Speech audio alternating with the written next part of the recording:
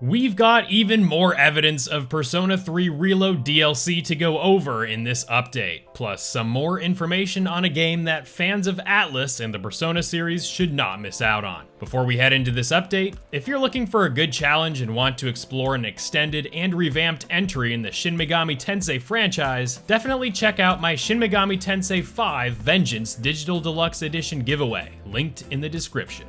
Persona 3 Reload has been available for over a month, but a new discovery in the game has stirred up even more speculation and confidence in further DLC that we are likely to see with the game. Plus, we have a better look at even more DLC coming to the game with a closer look at the game's datamine. First, let's get into a new video put out by legendary Persona content creator Faz on YouTube. With his video, Elizabeth hints towards the answer. The link to the video is in the description, but this information is fascinating in that there is literally an item here that seriously hints at the answer chapter that will be coming as DLC later this year. To briefly set up the answer, this mode was included in Persona 3 FES and was really the main selling point of that title, as the answer was an epilogue that continued the story of Persona 3 after the credits rolled. We're not going to get into any story spoilers here, but basically this 30+ hour extra mode brought more dungeon crawling to the game while adding plenty of animated cutscenes and more story elements. Love it or hate it, the answer, being the main selling point of Persona 3 FES, was greatly missed by a lot of Persona fans in Persona 3 Reload, as that mode's continuation of the story made it feel like Persona 3 Reload was not the most definitive Persona 3 experience. The mode certainly had issues, namely its extremely grindy nature and unnecessary bump in difficulty over the core game, which meant that much of the mode felt like padding, but the allure of it being in Persona 3 Reload made fans eager to see what kinds of enhancements and changes would be coming to that mode. Well, we know that we won't have to be waiting much longer, as the answer was leaked to be DLC in the coming months. Back to Faz's video, the item in question is called the Blue Envelope, and it requires the player to finish Persona 3 Reload on the Merciless difficulty to obtain it. Upon completing the game and starting up a New Game Plus file, you should be able to find the Blue Envelope in your key items. The Blue Envelope's item description reads as follows: "At the end of a great trial, the answer illuminates my path." Again, we all know that the answer is coming, thanks to the leaks that we discussed earlier this month, but this awesome nod to this extra game mode is a nice touch. You can definitely thank Elizabeth for that one.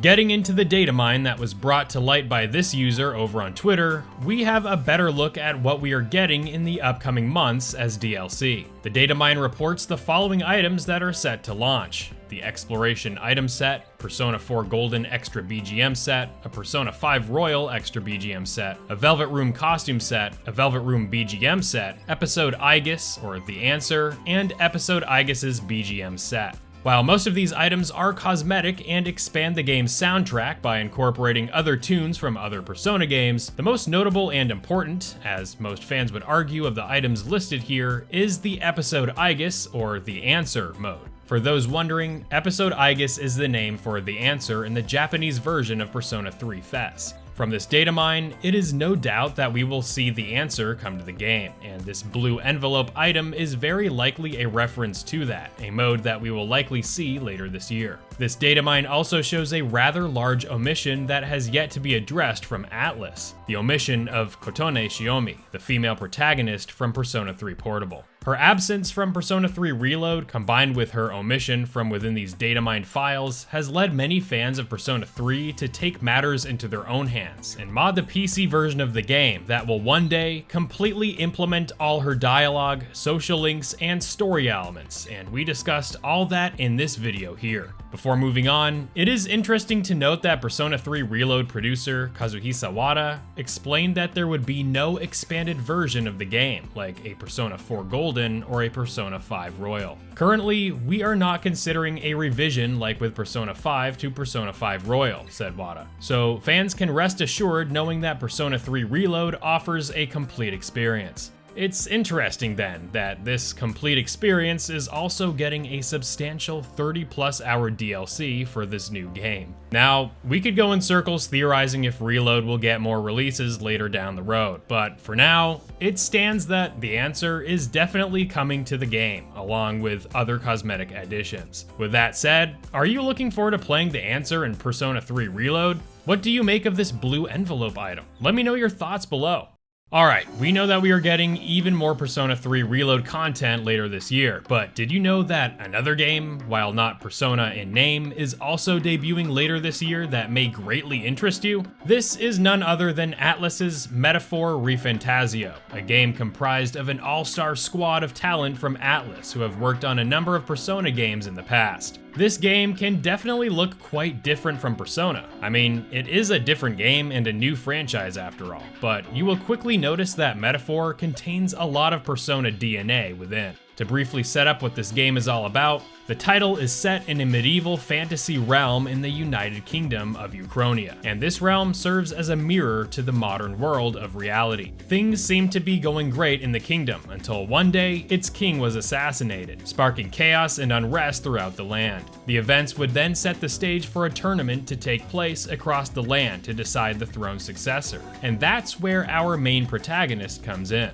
A boy of a tribe ostracized by much of society by having an affinity with an ancient and forbidden magic, we embark on a quest to lift a curse placed on his childhood friend, who happens to be the Prince of Uchronia, who had just laid witness to his father's assassination. The game sees us travel throughout the lands recruiting a variety of allies, determined to restore peace to the nation and unearth the mysteries of the nation's hostile underbelly threatening to destroy it all. Very much like the Persona franchise, we will have numerous companions that will join the party over time. And speaking of time, a calendar system is implemented here, giving players the freedom to go about their days managing the protagonist's relationships with others, embark on quests, or tackle dungeons that are needed to be completed before the main story progresses. Social link-like systems will also be here, along with social stats, so this game definitely is taking many elements from Persona's defining social sim elements. When it comes to battle, this is where we really start to see some creativity on display with Metaphor, as there are essentially two completely different battle systems that are entirely up to the player to engage with. See, players have the option to battle enemies in real time on the field, or engage in the traditional turn-based combat that the Persona and Shin Megami Tensei series has been known for. The developers of the game emphasize that the real-time battle system was included for players to engage with if they simply don't want to engage in lengthy turn-based battles, especially if their opponent is much weaker. While players can still engage with this real-time system against enemies at higher levels than the player's party, this gives more choice to players as to how they want to play the game.